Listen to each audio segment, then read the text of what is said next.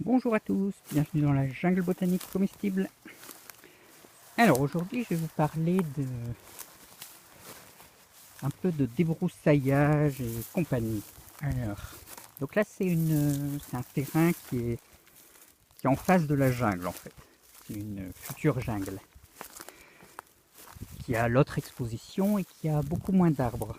Donc c'est pour ça que j'ai acheté ce terrain là en fait, parce que ça sera beaucoup plus facile de faire des légumes sans les frênes et tout ça. Mais ça ne veut pas dire que que je rase tout et que je fais que des légumes. Donc là, vous voyez, on a une vue sur Montclar. Donc déjà, ça m'embête. Enfin, ça m'embête. Parce que le vent va bien passer là et voilà. Donc faudra des arbres pour faire un peu d'ombre et couper un peu le vent. Tout ça. Alors ici, en mauvaise herbe, on a de la ronce. Beaucoup de ronces, des églantiers, de l'herbe, du chien-dent.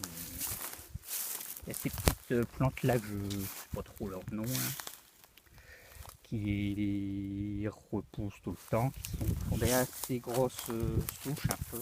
Bon. Il y a plein de trucs. Et entre deux, ben, il y a des arbres, des pruniers, des petits chênes, des, on a encore des pruneliers, d'autres petites choses. Donc il y a plein de choses. Là il y a une grosse haie un mélange de plein de trucs avec de la vigne. Donc je le garde tout ça en attendant. Et vous voyez là c'est les jeunes pruniers. Alors les jeunes pruniers ils sont pas plus hauts que les mauvaises herbes en fait.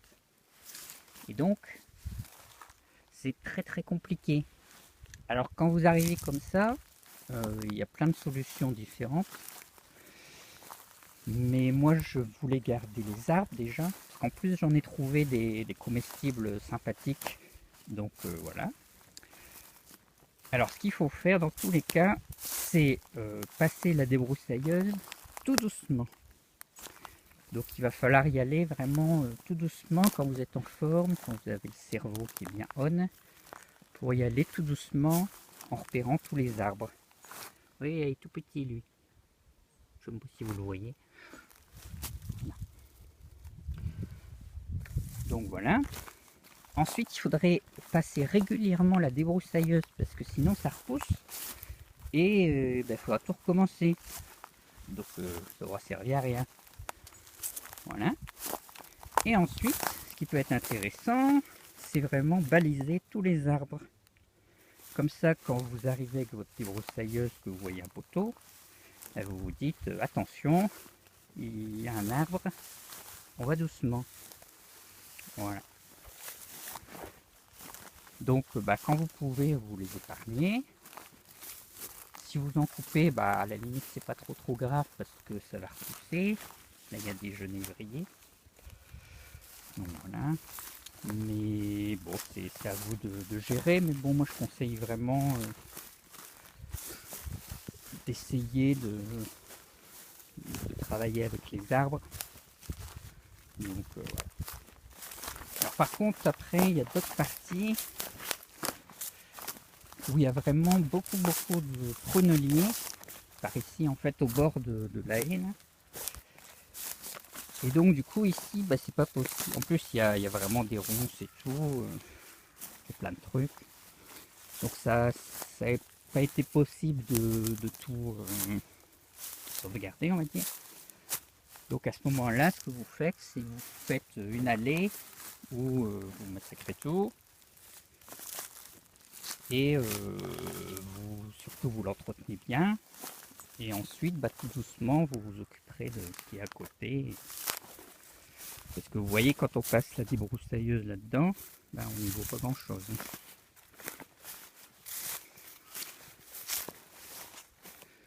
Donc voilà. Sinon, voilà. Là, les ronces. Les ronces. Bon, ça va être compliqué là, les ronces, parce qu'il y en a vraiment partout. Là, on a un petit bosquet que je me suis fait avec les fruits rouges. Groseilliers, fraises, framboises, cassis. Et bah, j'ai tout travaillé tout ça à la main, mais ça a été vraiment horrible parce qu'il y avait plein de chiens dents en fait. Et voilà, c'est pas marrant. Donc, vous voyez, là, c'est une partie où il n'y a que du chien dent. Pas compliqué. Bon, un peu de ronces, un peu d'églantier. Hein. Faut pimenter un peu tout. Sinon, ça serait pas marrant. Donc, voilà, bah, c'est un terrain vraiment particulier, mais au moins, il n'y a pas de freine de 6 mètres pour m'embêter. Vous voyez, là, il y a un tout petit peu d'arbre. Voilà, donc c'est vraiment autre chose.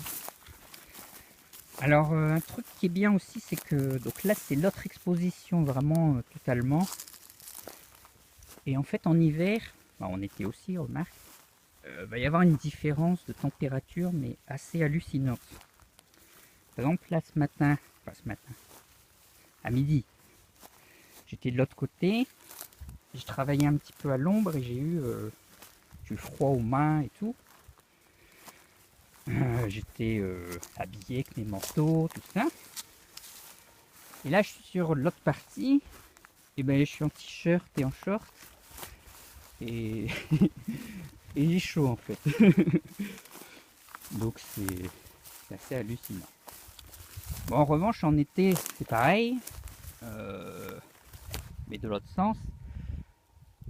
Ici, quand il y aura du soleil, il fera 40 degrés, ce sera pas possible de rester ici. Et de l'autre côté, on aura des coins abrités où il fera bon pour travailler. Ouais. Donc pour tout cet hiver, eh ben, je vais surtout être ici. Parce que vraiment, bah déjà, il y a des trucs à faire. Hein. Et puis, c'est quand même beaucoup plus confortable. Voilà. Alors ici, je vous montre... donc j'ai mis pareil, toujours mon petit grillage, fil électrique, tout ça. Là, à côté, il y a un champ de céréales. Vous voyez, là-bas, il y a une vigne. Donc ici, la première chose que j'ai fait, donc en dehors de la barrière, proprement dite, c'est j'ai planté des choses, au petit possible, des trucs qui se mangent. Mais vraiment, les grands arbres qui ont besoin de beaucoup de place, j'en ai mis un tous les 50 cm, mais par exemple, les noyers, ça va être haut et tout ça, donc je les mets plutôt ici, pour pas qu'ils me fassent trop d'ombre. Et ensuite, tout ce qu'il y a, vous voyez même le frêne. Alors imaginez, hein, si j'ai gardé le frêne, c'est que je voulais vraiment des arbres ici. Et je l'ai mis dans ma barrière. Et puis, quand il m'embêtera, bah, on le retire. Voilà. Donc là, c'est pareil, un églantier. Je taille pour qu'il aille sur la barrière. Voilà, des noyers. Des petits arbres qui ne se mangent pas, mais qui me protégeront. Lui était déjà là. Alors je me demande si c'est des oliviers ou si c'est autre chose en fait. On verra. Je n'ai pas encore réfléchi à la question. Là on a un petit bosquet de pruniers. Les chênes. Et vous voyez là la mauvaise herbe là, elle fait 1,60 m là. Donc vous voyez elle est 2 fois plus haute que les pruniers. Donc c'est compliqué. Alors surtout aussi quelque chose d'important, c'est ne pas passer la débroussailleuse en hiver, quand les arbres vont perdre leurs feuilles. Parce que c'est assez facile à repérer, par exemple là. Oui, bon, là les chênes, admettons, ils perdent pas leurs feuilles.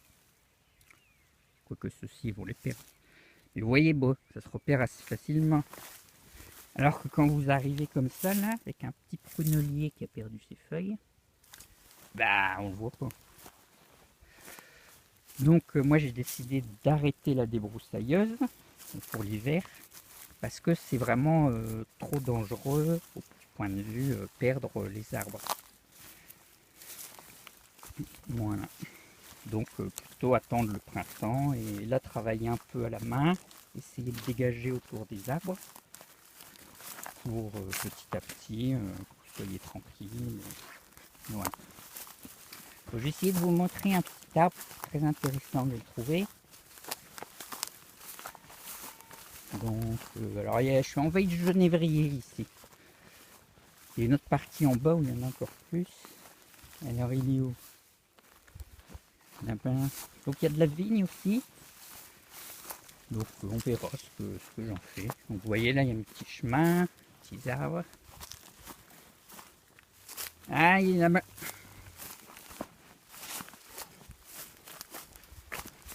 Voilà. Puis là on a un petit sorbier.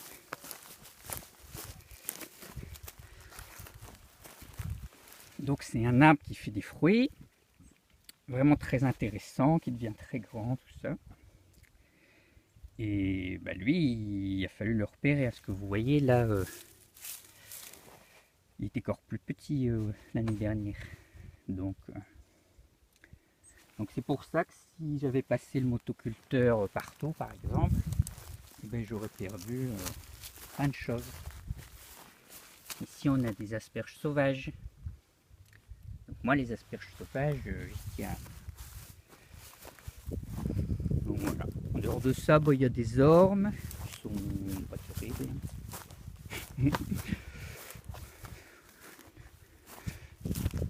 Et puis voilà.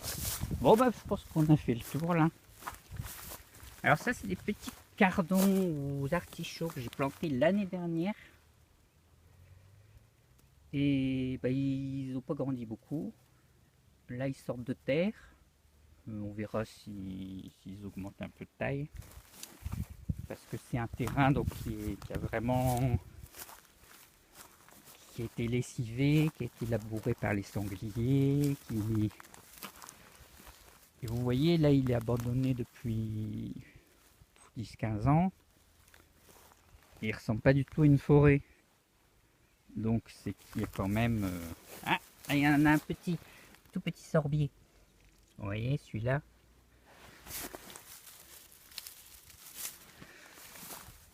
Donc bah voilà, le terrain, il faut que je vois ce qui s'y passe, comment il réagit. Et puis...